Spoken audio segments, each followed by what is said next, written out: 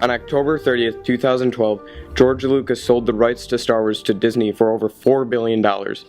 Disney then stated that a seventh film would be in the works, leaving fans both delighted and concerned to return to the galaxy of Star Wars. It was later announced that J.J. Abrams would helm the seventh installment, featuring a new cast and a return to practical effects. But the big question was, could audience expectations be met? Yes, they could. My fifth hour class last year, it quickly became the conversation daily about Star Wars.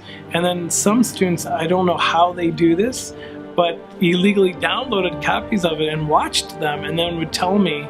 And I was quite frustrated having to wait to buy it at the store. Of course, I follow the rules. Yeah, I'm very excited. As soon as the trailer came out, I couldn't wait for the movie to come out.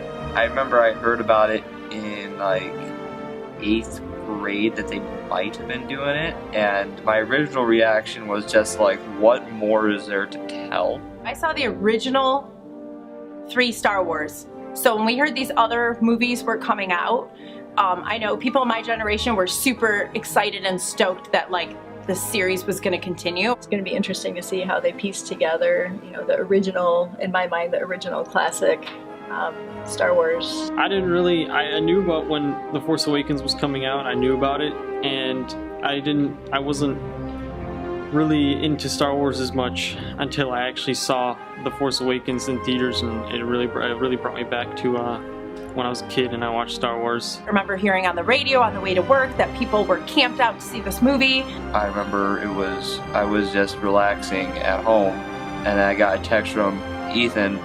He started spamming my text message. Ian, the new trailer is out. Ian, the new trailer is out. There was so much hype about that movie. I don't think I've ever seen a movie with more hype. Breaking box office records, grossing over $2 billion, along with critical success, it quickly became clear that Star Wars was back and here to stay.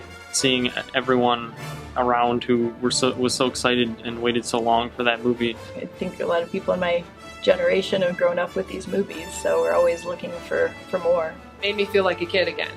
Just brought me back. The Force Awakens had a lot of parallels to episode 1. I enjoyed the fact that they were bringing it almost full circle, starting off where basically the new trilogy is where the old trilogy began. In fact, the first line of the movie was, "This will begin to make things right." I feel like people were hard on it because they found too many similarities with other movies. But that model was perfect, so why not use it again?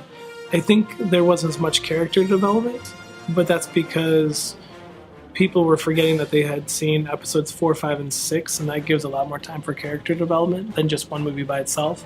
Star Wars The Force Awakens opened on December 18th, 2015, with episodes 8 and 9 arriving in 2017 and 2019.